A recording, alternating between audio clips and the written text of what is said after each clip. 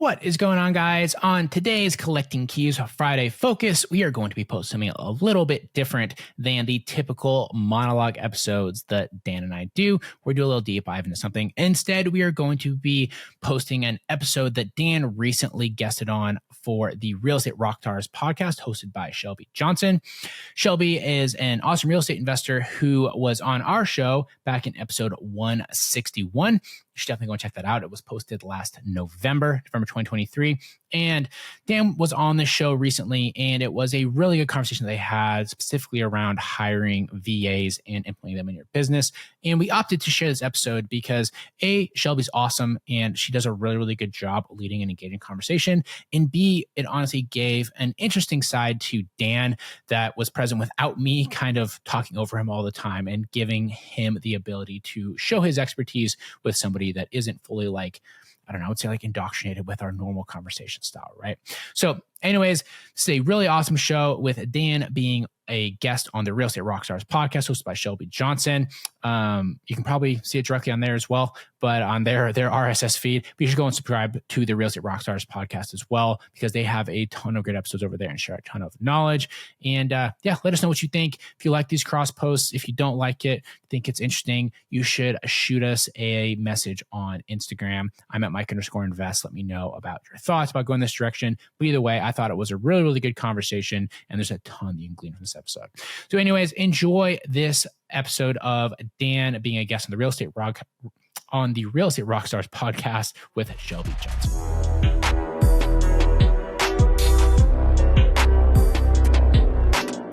Let's face it, cold calling sucks. So what do you do when you know you should be making those calls, but cannot stand the idea of having the life drained out of you by spending hours on the phone each day? Well, today's guest, Dan Austin, has closed over 500 transactions in 4 years between his agent and investor business by leveraging the power of virtual assistants as cold callers. Here's what to expect to learn in today's show. Where to find cold callers, red flags during the interview process, costs to expect, what to do once you've hired them, and stick around to the end if you're struggling to know when it might be time to fire. You're listening to the Real Estate Rockstars podcast, the show for agents who've been around the block and are finally ready to build a sustainable, scalable business. Learn the exact steps to build a business that runs like a machine, one you don't secretly hate or want to escape from. My name is Shelby Johnson. I'm a former Army veteran turned real estate entrepreneur. I've closed hundreds of transactions as a solo agent, team leader, and real estate investor before hitting complete and utter burnout. And now, years later, I'm making a comeback. I am building my agent business from the ground up in a brand new city, Lexington, Kentucky. More on that journey coming soon. But for today, get ready to learn exactly how to hire a virtual assistant cold caller. Rockstars, welcome Dan Austin.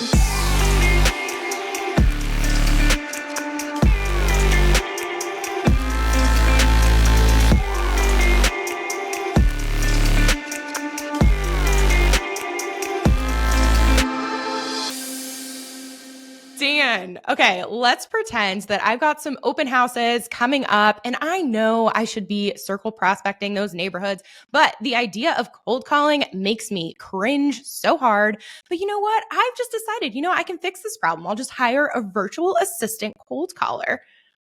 Dan, what is step one? How do I do this? Step one is honestly just finding the watering holes where you're going to find these virtual assistants at. And that, I mean that because you got to go somewhere, right? And I'll be honest, the most basic way to do is just go to Upwork. We've all heard of it. Upwork is still produces from a cold caller standpoint, a really good pipeline. And that's because there's a lot of Egyptians on Upwork. And that's one of the best places to hire cold callers. People don't know that. I did not know that. Yeah, they have Egypt. So everybody thinks, Filipinos, and the Philippines are great. We have a ton of Filipino VAs doing different things, including phone sales for us too.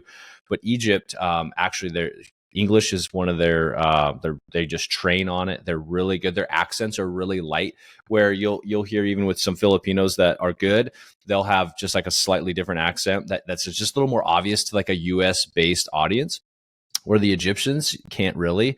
And if you go to like South America, Central America, if they've never lived in the US, their English is just, it's just an accent that we recognize more as not, US based. And so, Egypt is a great spot. And a lot of times they're on Upwork, but you can find them. I mean, we found VAs, my partner Mike he's a Redditor. I'm not a Redditor, but he found some of our best employees on Reddit on the subboards there, not for callers, but other virtual assistant roles. Or you can always take the easy route and just find a staffing company that'll do it for you. And those are 100% hit or miss. And you can, fail pretty quickly with some of those companies. Okay, you've shocked me already within like 50 seconds. I'm like, dude, Egypt did not see that coming. And then Reddit, like what? I know. Okay, so Upwork kind of saw that coming. And then I was going to ask you, like, a lot of times people will just be like, well, I can pay this person to find, just like you said, the staffing companies. But I guess if we're going to go the Upwork route, do you have like a duty description? Like, what do I need to do in order to pull in the best talent of what I'm actually looking for? So it's just like any other hiring process in reality, and you're going to have to filter, interview and all that stuff. What I do is just like a super basic job description post on Upwork or wherever I'm posting. And it's just like, I need a cold caller. I'm a real estate agent. And you will be very surprised to see that there's a ton of people that are like, oh, I worked for a Keller Williams franchise, an EXP franchise. I've done all these things, and they're going to submit resumes. So obviously experience is really good, but it's not like required. Sometimes you'll get these people that are like, oh, I worked for all these different agents and did all these things. And that might not be good because their English won't be very good. And also they might just suck because they bounced around a ton of times. That's not always the case, but I always just look at that and say, I wonder why this person has no experience versus why this person has worked for 20 different people. Sometimes there's a reason. Sometimes there's not a reason that matters anyways. So just a basic description. Hey, this is what you're going to be doing. You're going to be calling prospects that might want to sell their home in, my market. I mean, it doesn't have to be anything super sophisticated, because this is in a lot of these countries where we're the watering holes where we're going to, this is like an industry, right? It would be the same thing as like posting a job ad for a real estate agent.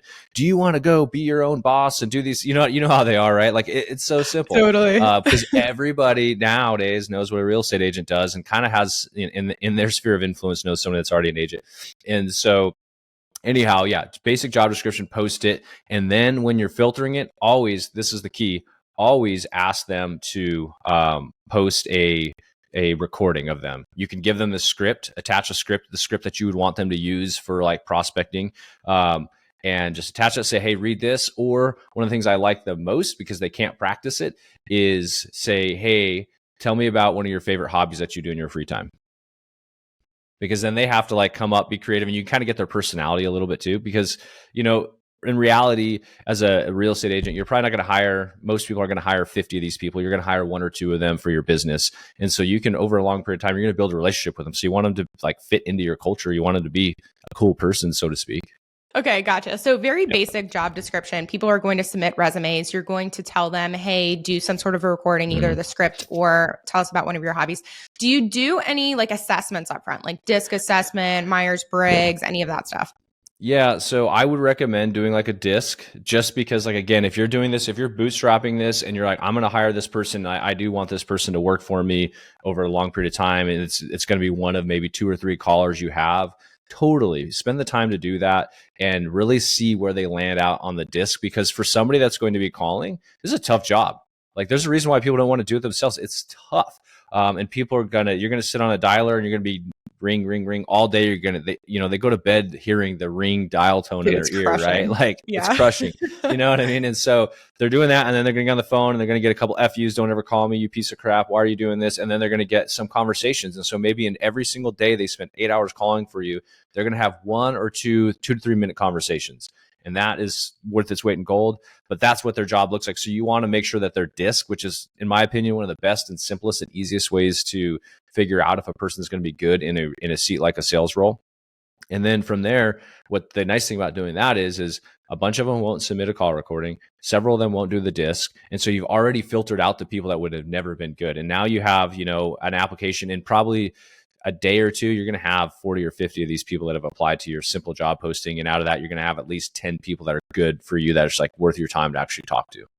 Dude, I love using the requests as a way to like screen. Like when I'm looking for a referral agent, I'll do the same thing. Like I'll post in EXP in our workplace area being like, looking for a referral agent in this area, please email me, or like something very specific. Email me or text this number.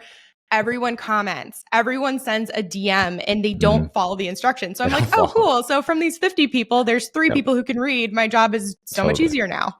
Totally. It makes it so much easier just to get rid of those yahoos that aren't going to do it. It's like, if you can't follow simple instructions, like, I don't need you on the team. Totally. Okay. Disc real quick. What are you looking for? What personalities? For all the salespeople that I like the high D and I. Typically, you're going to see a lot of VAs go in, and they're going to, especially, and this is actually cultural too. When you go into the Philippines, it's really tough to find the high Ds and high Is because they're just not that's not in their culture. They're just like a super nice, like, culture where it's like, I will do anything to support you. I want to be here for you, all those sorts of things. Like, that's why they make great virtual assistants, because they're so supportive. And a lot of them are really kind of on that C side of things, in the disc. And so they're just not as good on the phone. So it doesn't mean they can't do it. But when you have that kind of high D, high I, especially the high I, because they want to talk. The high I they want to be the center of the room. They want to be on the phone and talking to these people. Those are the ones I personally like. I want to know, what are you on the desk? Dude, I'm a weird disc. So I'm like that. Right. I know. Weirdo. I'm a high D, and then I'm a high C as well. So like I'm slightly higher C, but like I'm above average on the D side. I'm like almost 67 on like the D, and then I'm like a little bit higher on the I. It's like I'm a weird, like, I like to be in charge. I like to kind of like run things, but I also am like techie, kind of like, I know, like I don't know, tech based, not like technology based, but like nerd based. Like, I know math. I was an engineer at one point in my life. So Gotcha. Yeah, no, I love the DC combo, because it's like, let's get it done for the Ds, but let's do it right with the Cs. I'm like, wow, that's so nice. It serves me well sometimes. Other times, not so much. Not so much. Okay, got it. So we're at this point where we have their disc assessment, we have their audio recording, they've proven whether or not they can follow instructions. Is the next step interview? What is next? Yeah, basically from that point, once you've like found the people that, like, if their call recording is good and they hit your disc assessment, honestly, they're probably going to be a good fit for you. Then just get them on the phone. I don't really do anything scripted too much for our interviews. We're pretty relaxed on that piece, because I'm really just trying to get to know you and get to feel who you are. So I'll just ask general questions about, like, hey, give me some of your experience. I do want to understand what they've done. And sometimes they'll be like, oh yeah, I used to work for this other cold calling company. You're like, okay, so I know you've got the game. Because a lot of this is like pretty simple, basic stuff. There's not too many variations from what one real estate agent is doing to what another one's doing when they're going to be calling around, doing prospecting. You can add in those nuances that you want at a later time, but they're going to have like this basic level of real estate knowledge. So that's good. And then I just like to get their personality, ask them again, like, what do you do for your hobbies? What's your personal life look like? All that sort of stuff, because that does matter too. Because again, you want them to be like a good team player. And really you're just trying to see how they are conversationally, because when they're on the phone, they got to think on their feet. Those are the conversations they're going to need to talk. They're going to need to build rapport really quickly. They got like 5 seconds to build rapport. Do you do that with them? You're like, okay, dude, love that I know about your hobby now. Okay, pretend you're calling me. Ready, set, go. You can. I actually haven't done that, but I do know people that will do like, they'll do like almost like a coaching call with them, where they'll ask questions. Like they'll act like act like you're calling me and I want to do this. Or they'll even like, and we have done in the past where it's like, hey, here's my phone number. I want you to call me, log into like this soft phone program, whatever, like open phone or something. Like, hey, log in here, call me like you're doing a cold call, and I'm going to answer it. And you can do that. I personally, just because we're hiring so many for our business, that we filter it, do it pretty quickly. And then if they don't work out in the first week, we just find somebody else. So we're just kind of doing it at a faster pace. But again, if you're an agent, you're looking to hire 2 or 3, take it as deep as you want. Just don't waste a ton of time. I wouldn't waste too much time on it. I feel like that's a really good point, because hypothetically, if I'm listening to this and I'm looking at my first hire, I'm over analyzing it. I'm like looking for, because it's also like a financial mental barrier that people have to get over, because they feel like when they're hiring someone, they think of like, oh, I'm hiring them for a whole year. Like, I feel like that's the way most people calculate but in reality, it's like, you're actually hiring them for a week, or maybe a month. And if it doesn't work out, you just move on. So it's like the sunk cost fallacy, or like the fear of how much money is pretty much all in their heads in some regard. Yeah. And I think also that you're taking on, some responsibility for them. Maybe they have families. And so you are helping them earn a living for their family, and you don't want to give them false hope, right? Hey, you're going to be here forever. And they show up and 3 days later, you're like, dude, this person is not great. If that's the case, and in 3 to 5 days, they're not great, they've gotten that before. They probably know that there's something going on, so that they weren't as forthright with you within their background and their history when you're interviewing them. So that usually doesn't just happen with you, unless you're a terrible boss. I guess that could be possible. those people do exist. Some people, the way that they treat VAs is kind of unfortunate. I will say this though, with the cost, is it's an investment in you and your company. And so say, on average, you're going to pay $5 an hour for a cold caller. So say it's $800 a month. It's really, in the grand scheme of things, that's not that much. It can be if you're a new agent and you're just trying to prospect and build things up. And if that's the case, I would say you should bootstrap this and learn to cold call yourself until you really can feel confident in what a good cold caller looks like. Then you can hire somebody. But it's an investment in you and your business, and in your ability to understand what a good cold caller and a bad cold caller looks like, and what a good employee and a bad employee looks like. So if you had to spend $800 to get a master's class in being a manager, I would do that over a $200,000 MBA at Harvard any day. That's just something to think about.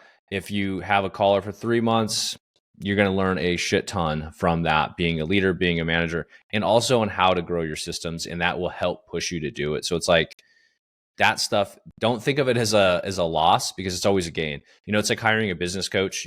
I've hired plenty of coaches. I'm in plenty of masterminds. You could easily consider that as like a loss if you don't like it, I guess. But if you go in there with a positive mental attitude, like I'm going to crush this, and I'm going to learn one thing. I'm going to spend 10 grand to be in this one mastermind and learn one thing. Just learn that one thing really well. It's the same thing with hiring people and VAs, is like, get really good at that. Because if you want to scale your business and grow, you're going to have to learn to be a leader and how to hire people and how to prospect, all these things. Okay, back in the interview, what are red flags and expectations that you give them? Yeah, so red flags would be the major one I see is like just kind of weird. You get a weird vibe, right? Like when they're not being honest or forthright. Like they're like, I'll give an example. I just hired a couple of guys, and they were portraying that they were a staffing company, and I was like, well, I'm looking for 4 more cold callers. Like, yeah, and we could definitely fill those, and we would love to bring more to you, and this is our contract, this is how we do it. And I was like, okay, I'll look at it. They're from Egypt. And just a couple red flags I knew at that point in time. We still ended up hiring him, and like that's why I'm telling this story, because like now I look back, I was a total red flag. Just them not having great explanations on their process for how they prospect and hire people, expectations for like how they can, like where are you getting your like knowledge from? Like when they're quoting like big names in the industry, like it's probably because they Googled them and they're like, oh, I worked for this person. Like you'll see that one, like where it's like all these, like their experience, they want to talk about people, especially in like the real estate investor space, because there's a lot of big brand names in the real estate investor space when it comes to like marketing and off market, like prospecting. So that actually should be a red flag and not like a bonus. Like, oh, I worked for the, Gary Keller. It's like, did you really, like something like that. So those are red flags. And they do this all the time because they're not in our culture. So they don't understand. They just think that's what would be impressive to us, is to see that. So that's another red flag. Other red flag is just like them honestly not being able to carry a good conversation during an interview with you. That's probably the biggest one. Because you can't talk on an interview, like you can't talk on the phone. Yeah, well, exactly, right. And so like that's like honestly the biggest filter. So when I go through like the bullshit filter, like I said, like, did you really work for this person, or did you really do these things? Because some of it sounds really great, like it went through ChatGPT on their resume, which everybody knows how to use ChatGPT now, even Egyptians, Filipinos, all that. So like kind of look at that, but then really having that conversation. If you connect well with them, they're probably going to be a great caller. And those are the 3 things I just mentioned. Like I didn't get out of those guys. I hired them and then fired them literally a week later. They're terrible. Dude, Yeah. Anyone who's hired has also had that experience though, where you're like, and part of it is the hope within you. You're like, I just really want this to work out because I'm slammed and I really need this position. Like, please just work. But I really liked what you said too about their inability to clearly explain their processes. Cause that's something that I found too, like with hiring.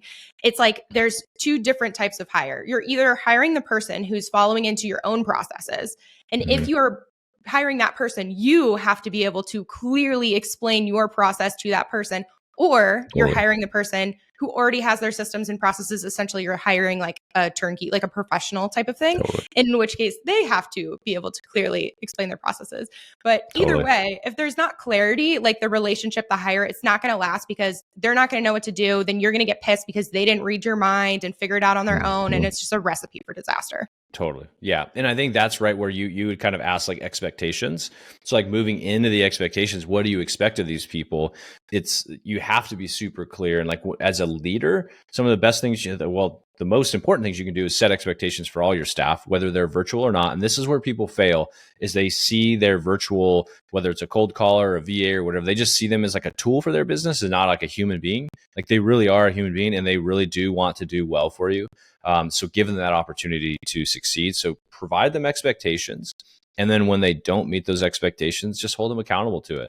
Say, hey, we agreed to these expectations and you didn't meet them. And here's why. And to do that, you got to be present. And so those are like the three things: set expectations, hold people accountable, and be present. Being present, you can't obviously be sitting with your VA because they're in another country usually, but you can do something. This is what I see people do so many times. They're like, yeah, so I hired a VA and like, I feel like they're just not doing anything. I'm like, well, how often are you meeting with them? Like, oh, I meet with them every Monday at 8 a.m. for 20 minutes. I'm like, oh, really? And they get enough from you during that 20 or 30 minute kickoff. Like we meet with our staff, like we have a virtual staff on all different fronts for different parts of our business. And we meet with them every single day, several times a day sometimes, because we're working together in meetings, we're kicking off the day, we're setting the expectations, we're giving an opportunity to ask questions about those expectations, and we're reviewing and going over to hold them accountable to the things. And when I say accountable, don't be a jerk. I'm just saying we're holding them accountable to what we both agreed on that they could and would do. And so that's like the most important piece, is like they are people coming to work in your business. Treat them like you would anybody else. And if you're a terrible leader, just do those three things I just explained and you'll be so much better, and it'll be a better experience for them. Oh, it's so true. I can feel, because I talk to agents all the time. I can feel them. They're like, well, I just want to hire someone as like a patch fix. Like I really just want to throw money at the problem and have someone come in and make it go away. But like in reality, you are hiring someone to do a piece that will ultimately, hopefully, grow your business. But that doesn't mean that it's completely hands off for you and that it's just the magic pill that's going to come in and fix everything. It's like you said, it takes work. You're meeting with these people all the time. Totally. Yeah. It's like, here's a good example. You're hiring a virtual to do your cold calling for you. Yes, you are no longer a cold caller in your business. You are now a cold caller manager.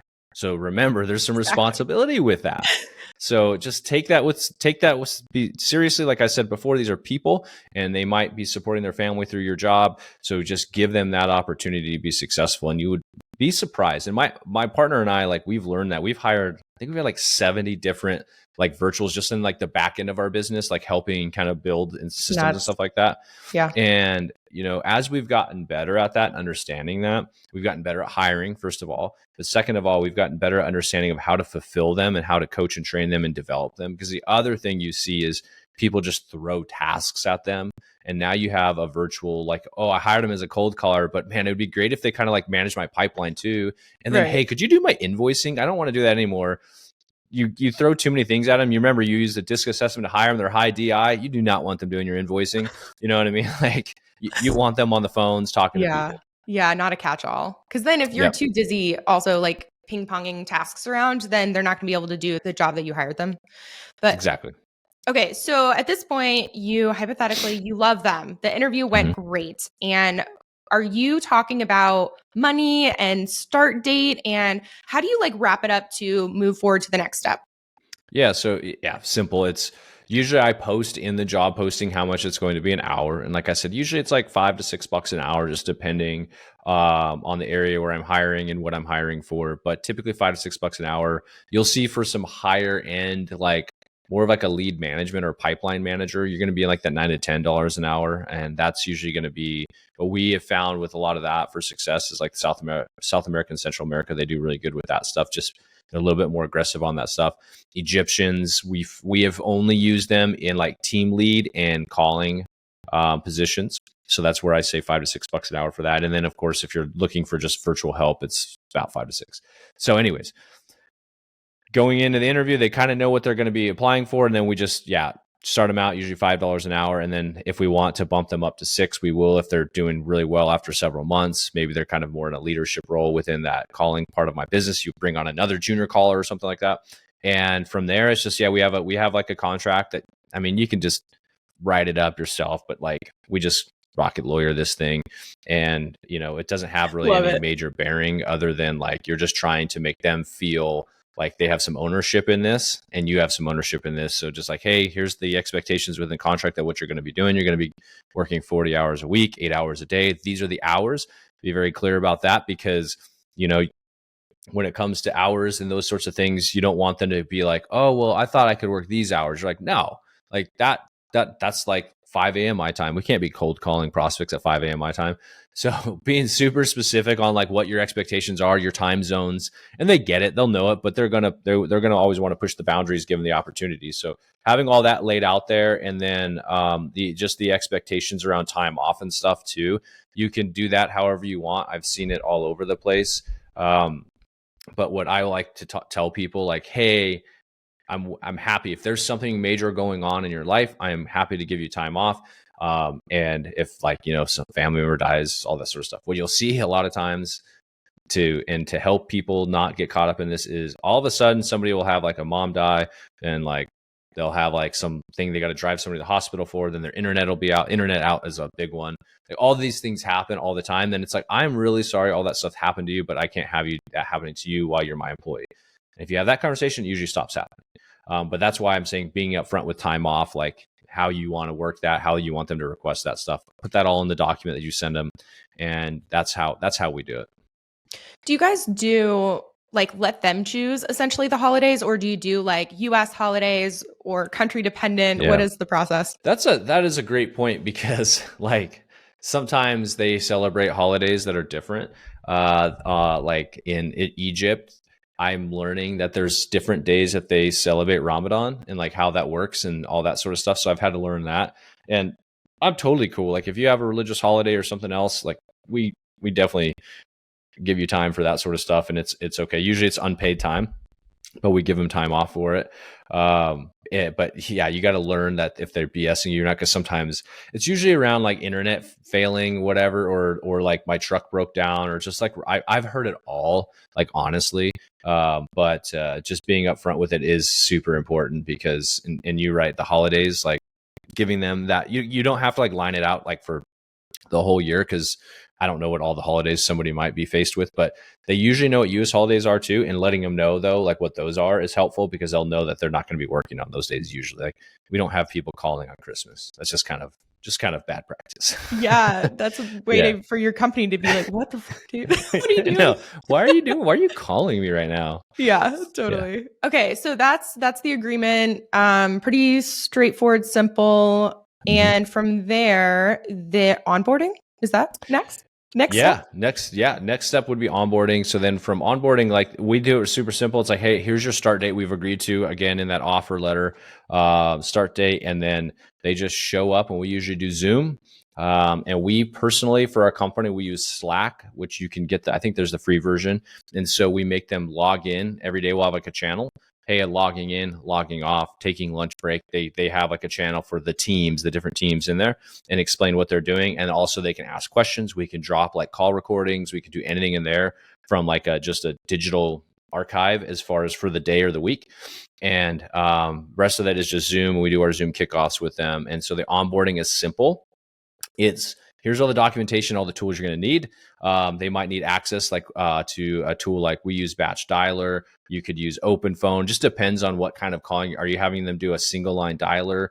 Are you having them do a multi-line dialer like you're going big, where you have like a 3-line dialer and you want to hit like a whole zip code? It's up to you which tool you use. But getting them all those login, all that access, giving them training. What we do for a lot of if it's a third-party system for training, this is like a total like expert tip here. Just send them to the how-to page of that tool, right? So like if you're using, like we use Batch Dialer, they have tons of YouTube videos on how to use that system. And honestly, most of these folks, if you put that in your job description, which dialer you're going to use, they'll let you know if they've used it before. And there's a good chance they have. So they already have probably more experience than you do in it, to be honest. And so getting them all that training is super key. And then again, resetting expectations and what their KPIs should be and how many. So like we set like, hey, we want to have you having like 38 hours of call time a week. We're looking for this many calls per day. And we don't do lagging KPIs.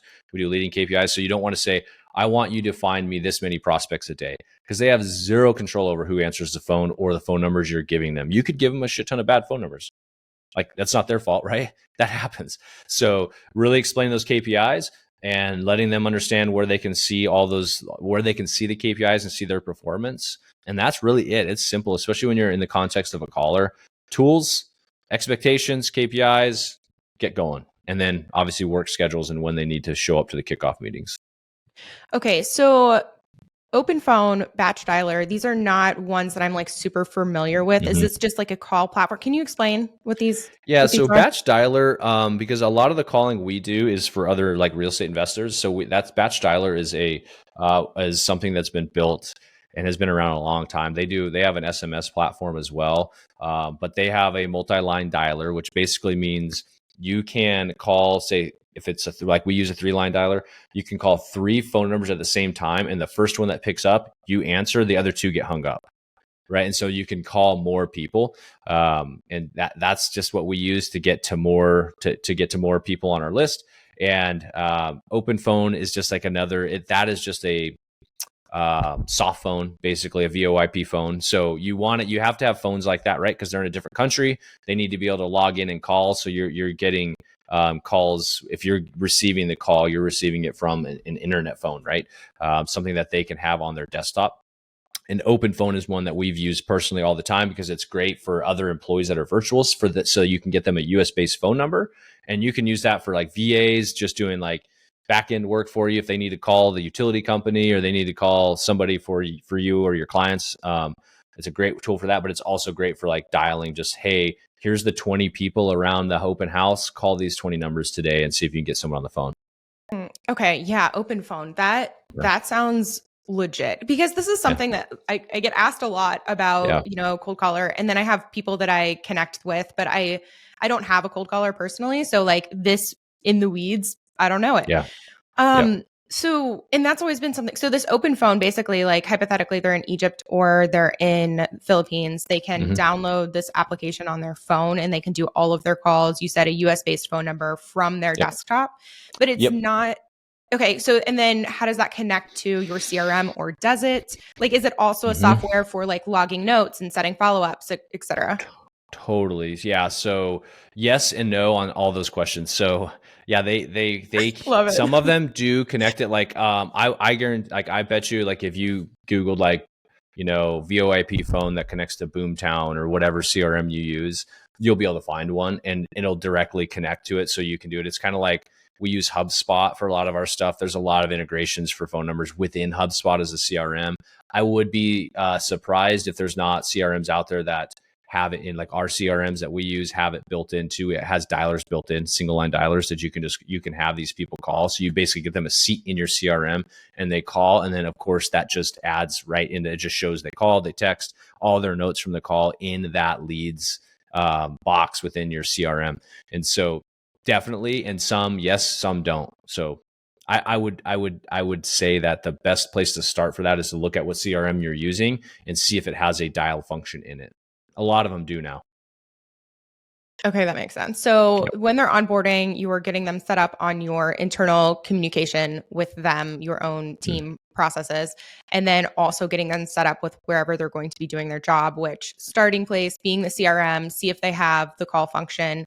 And then from there, so they're set up, they are making their dials. Actually, where does the list come in?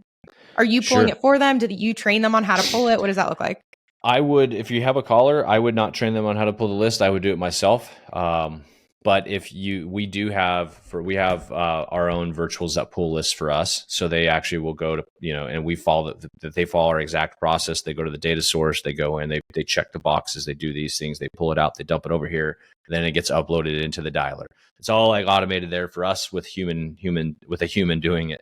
But if it was you hiring a single cold caller or two cold callers, and you don't have anybody else, I would pull the data and I would get the phone numbers and do all that sort of stuff myself, and then drop it into whatever dialer that they're using. And then basically from there, they have this list of, 1,000 people they're going to call if you're going to go mass quantity here, and they're just going to click through it, and it's just going to go down and go down. It's going to show how many times they've called a certain person. If it was flagged as spam, it's going to show like if they connected, it's going to show how long the conversation was, all that sort of stuff. Favorite or options for data sources? If someone's like, okay, I'll pull my own list. Where do I do that? Yeah. So it depends on what you're trying to do. So I know this, like you can go out and buy data lists specific for real estate agents that have tens of thousands of people on it that were somehow opted in to, I might want to sell my house. There's that data. Google it, find it. You'll see tons of it.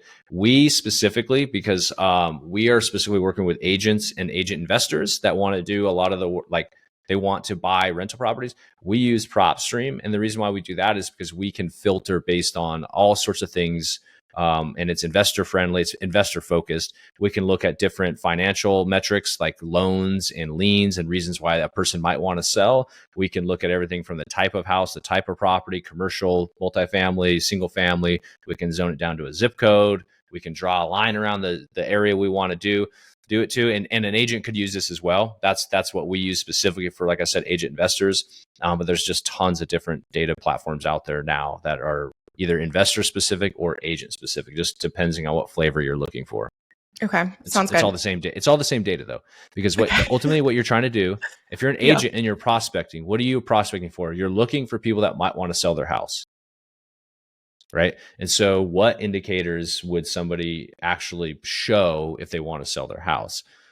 Because I'm working with investors and agent investors, I'm looking for people that want to sell their house and they want to sell it at a discount because they have some sort of distress that's going to essentially wipe out everything they have. And so we can come in and help find them, identify them, say, hey, we can fix your problem for you.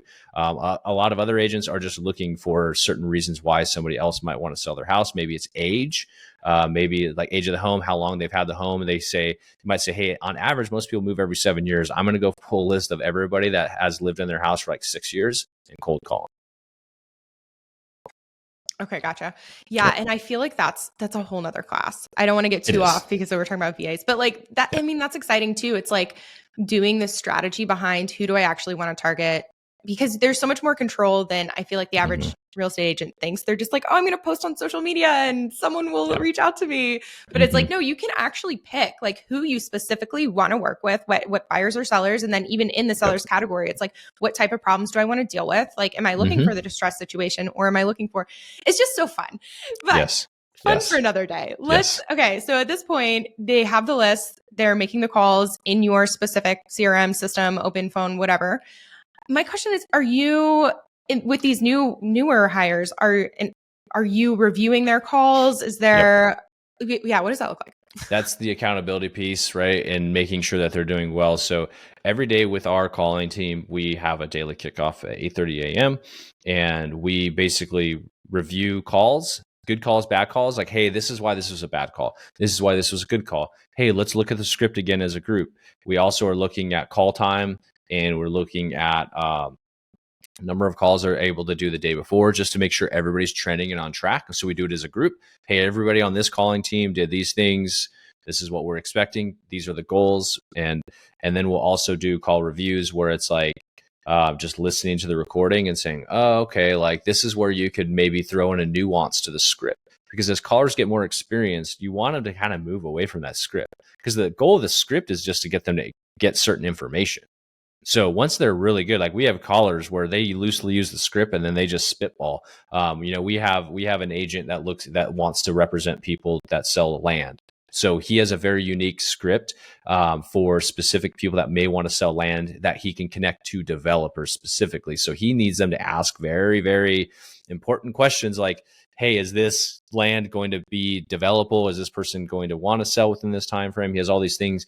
And so we give it to the callers that are more experienced because it's so specific, and they can kind of just spitball off of a basic script. So that's the goal of what you're trying to do. And that's why we do daily kickoffs, daily call reviews, daily KPI reviews. Yeah. And it kind of goes back to what you said in the beginning, where it's like, if you don't know anything about this, maybe cold call yourself for a little while, get some experience, because how can you do that? How can you do analysis on a call saying whether it's good or bad if you do not know? Totally. Absolutely. And here's the thing is ultimately, like, there's little nuances in the English language that you can help teach them and those sorts of things. But if you don't have any experience around like doing it yourself, it's going to be hard for you to understand what they're going through. So when they're doing those calls, you're not going to be able to give them advice or feedback or change or improve your system to make it easier for them. So I always recommend do it. Even if you've never done it and you've already got a cold caller, do it yourself, do it side by side with them and like figure it out together. Right. Or I guess this, because I know there's people sitting there being like, I want to bring on a cold caller, but I do not want this level of oversight or management. But I think this probably goes back to maybe finding those staffing companies, because I know that there are companies out there who you can hire. It won't be $5 an hour. Maybe it'll be $7. And what they'll do is they say, hey, we have a supervisor in addition to the virtual assistant. You just tell us what you want. The supervisor will oversee. But in personal experience, sometimes that works, but sometimes you're like, well, now I have 2 people to follow up with, and I'm not sure either of them are doing anything. Totally. Yeah. And like here, I guess I'm giving you a rigid framework of like how we do this. Like, do you need to do a daily kickoff every day with your caller? Maybe not. But if you do, if you're doing it with 1 or 2 callers, it can be 10 or 15 minutes. It doesn't have to be this big elaborate thing. The thing that you will want to do though is and we talked about this earlier, is like you want to make sure that they have work in front of them, and you're hiring them as a caller. Don't just dump other work on them just because you're like, well, they're not doing anything. It's like, if they're not doing anything, it's okay. It's $5. Like, you worried about, you go to Starbucks. My Starbucks is like $5.18 every day. So I know like the cost of $5 is not that much if you have a VA sitting there when you compare it to a cup of coffee. I'm not saying you should do that, but don't get all upset and start dumping work on them that is not calling if they're not going to be busy 8 hours a day. Make them busy 8 hours a day, get them information, get them data, get them going on the calling to do that. But anyways, the staffing company piece, you're right. That's where the staffing company is important, because there's 2 types of staffing companies. There's one that will just staff and find you a VA, and then they'll just basically make margin on the hourly wage. What the hell is the point of that? I just showed you how to go and find your own VA, and they're going to probably find you worse VAs. And then there's the other ones that actually provide management and oversight. And some of those can be really, really great, because if you're very adverse to having hard conversations, those people generally will have a manager in place over their staff member that they're putting into your company. And if you have a hard time dealing with that, like, oh, they suck, go to that person, their manager, tell them, hey, so-and-so, Betty Sue over here sucks. And I either want to replace them or I need them to improve themselves in this category or whatever. And those people have those conversations. To me, it's always been kind of awkward, because then that person comes to work the next day, be like, what the hell? You just ratted me out to your boss, my boss, like, it's kind of weird. So, but it's a good system. It is better than just staffing, in my opinion. Yeah. And it does depend. It depends on your own situation, how much time you have to dedicate, how much experience you have in that realm and all the things. But absolutely. Okay. So at this point, they're working, and I'm curious about like results. Like, once they've started, how quickly can we see results? Anything in that? So generally speaking, like, we have callers day 1 getting us leads. So they should be able to, especially because, again, this is a very well-matured industry. So you're going to be able to hire people that have done this for another agent, that they get it. They're going to see your script and be like, cool, can I change this up a little bit? Can I change that up a little bit? Absolutely. This is the market you're in. Teach them some of that stuff. Teach them some of the local things that they can do and say. And other than that, they should be able to hit the ground running. Day 1, they're going to be calling probably 250, 300 people, no problem. And we usually see them getting 1 to 2 prospects or leads out of that day 1.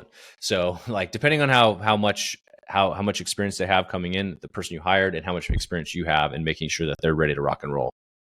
And are they're appointment setters for you guys? Like, is their goal to set another phone call, or what is their goal?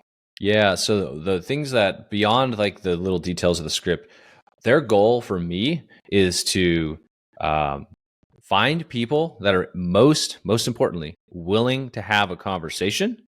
Number 2, want to sell their property, and want to sell their property in the next 6 months. Those are the 3 criteria we're looking for. If they want to sell their property and it's like 2 years down the road from now, yeah, I might put that in my CRM, but I'm not really worried about that right now because I'm going to get a ton of more people that want to sell in the next 6 months. And the most important piece when you're having a cold caller calling people is their willingness to have a conversation. Because you know as well as I do, you could be talking to a lead and if they're like, I do not want to talk to you right now, it's a non-productive conversation. So those are the 3 things that they're doing. And essentially, once they get it, it's like, okay, great. I'm going to have my boss Shelby give you a call back. Does tomorrow work for you? We try not to let them set exact time unless you have a calendar that's set for prospecting, for them to dump like 15 or 30-minute phone calls on your calendar. You can have that system. But if we're doing it mass quantity and if we're doing it on behalf of other people that haven't provided us that ability to like book their calendar, it's like, hey, would tomorrow work for you? Tomorrow afternoon work for you? Absolutely cool. We're going to give you a call back around on this phone number, and then we'll just ship that off, drop that into the CRM as a lead and a task, call back call back tomorrow or something like that. You said on this phone number. So you guys can what? Sorry. I mean on this number as in the number we called them on. Okay, no, that's super cool though, because that's one of the things too where it's like, oh, I have a cold caller and now there's that phone number and then my phone number and I might have a CRM and my personal phone number and so it's all from the same number? No, okay, sorry. I guess to answer your question, it's kind of funny that question came out is generally, yes, it can be the same number. Generally, it will not be the same number. What I meant is I'm going to call you on this number that I dialed you on, like your phone number as the prospect, right? Oops. And so, but you could set it up that way. It just depends on how you want to set up your system. If you want to be using the same phone number, like same login, same all that sort of stuff, you can. Usually it's a different phone number, obviously same area code, but just my phone number from my CRM. I did not understand, and I am so sorry. No, you're good. It's a great question though, because some people are like, well, if it's a different number, they won't answer. Yes and no. The actual reality of it though is they're expecting a phone call from Shelby tomorrow afternoon. And especially if you dial in, hey, the best way to do it now, best practice, if you can set this up in your system is, can I have Shelby call you at 10:45 a.m. tomorrow? Would that work for you?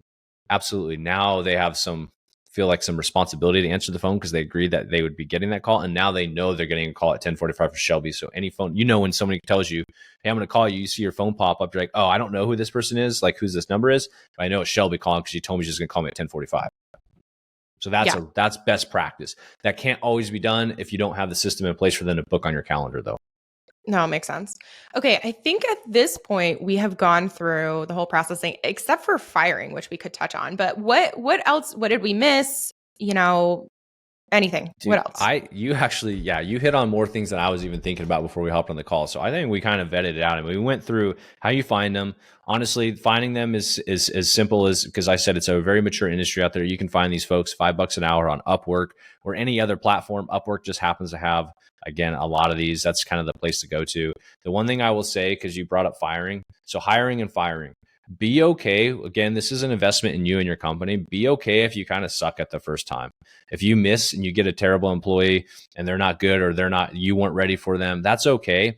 Let them go, start over, find another one, especially with these staffing companies. So many times people that hire these staffing companies, they seem to say like, well, they gave me this person and they suck. I don't know what to do. Call the staffing company, tell them to get you a new one. And if they're not willing to do that or they want to charge you another staffing fee, don't use them. So we work with one in particular that we staff with and we love them. They're the one that I would only one I would recommend right now. Not that they're the only good one, but the only one I recommend from my personal experience. And they're like, hey, if it doesn't work out, we'll hire you new. We're not going to charge you another staffing fee.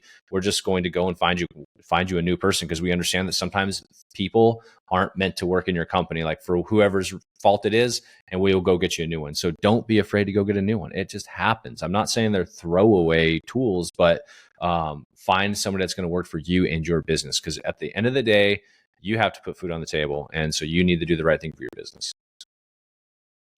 Love it. Okay. And so now shifting gears slightly, what are you working on? What's going on in your business? And then I have some wrap up questions for you, but I just want to I feel I've talked so much about just the VA. I know. Tell me about you, Dan. Hi. Yeah. Hi. Yeah. So who is Dan? Yeah. So as everybody's heard, like I'm heavily involved right now in VA staffing because, before the show, I was telling you we have just recently acquired a calling and texting company that's used for prospecting for investors. So our main focus, our main business has always been to work with off-market sellers and identify like the best deals out there that we can buy and invest for ourselves. But the last few years, we've actually expanded that across the nation. So right now we're in 15 different cities, 15 different markets, working for other investors. Like a lot of them are agent investors, or some of them are just full-time real estate investors that want to grow their portfolio, want a new pipeline into their flipping business, whatever it is. And so we go out and we prospect for them. And part of that, we did a lot of direct mail over the years, and we were staffing callers and texters through some other companies. And we just decided to buy this new business and bring it in-house so we can kind of control all aspects of our marketing and our prospecting for our clients. Wait, so does that mean listeners can go to you and you can essentially do everything we just talked about for them? Absolutely. Yes, they can. Yeah. While we're on this topic, where's the best place for people to reach out for you if they're interested in that? Yeah, I mean, I would say, like for me personally, if you just want to ask questions and know some stuff, I'm on all socials. Instagram is the easiest to get a hold of me on, though, is Investorman Dan. You can email me at dan@collectingkeys.com as well with any questions. And if you want to know about any of our businesses, gosh, we have so many stinking websites now. I would just say go to backyardhomebuyers.com or simply simpli leads.com. Dude, it is hard when you're like, shit, one call to action. Wait, I have 12. I have too many. Yeah, we need to streamline this. I think we are kind of bringing our all of our businesses kind of underneath one. That would help out, because we started out, like I said, kind of staffing for, doing direct mail and for our clients. And then we brought in the calling and texting. And so it's like, we're in the middle of that mess right now. Okay. And my first wrap-up question normally is favorite book or podcast, but I'm just going to answer it for you. Can you tell us about your podcast? Oh, yes. The Collecting Keys podcast. Thanks, Shelby. I love a nice little shameless plug here. That's right. Yeah. So my co-host Mike and I, and that's really our passion. My co-host Mike and I, we've been doing it for 300 episodes a few years now, which is just, it's a real estate investment podcast. So if you're at all interested in real estate investment, that's what we talk about. We talk about how to find the best deals, and we do it from like an operator perspective. So like we operate our own business, we operate our own investments. And so we talk a lot about like how to scale beyond where you're at and how to actually systematize things, like enjoy life, do the things that actually matter. And this isn't like the don't show up because you're not gonna get the homeless to millionaire stuff. This is like the real nitty gritty, like actual systems and processes and like how to actually be an operator in the real estate industry. I love it. And if you guys want to check out their best episode of all time, it was episode 161. I was interviewed. Nice. So yeah, it was a good episode. Oh, thanks. Yeah, appreciate that. Yeah. Okay. Another wrap-up question. What events are you going to in the next 12 months? This year, I'm all in on GoBundance. So I'm sorry if you're not a GoBundance member. I just got back from the Austin Entrepreneurial Summit. It was pretty awesome. I enjoyed the hell out of it, which was put on by GoBundance, which was actually open to guests as well. So that was cool. But I'm probably doing 3 or 4 GoBundance events this year on top of some of the events Mike and I are putting on for our Collecting Keys podcast. We're doing some of that. But outside of my stuff, it's GoBundance this year because I've gotten so much value out of that mastermind. My goal is to be there, be present, and be there to pour into people and gain clarity on things that I need to. The Go Bros. That's right. Yeah. What's up?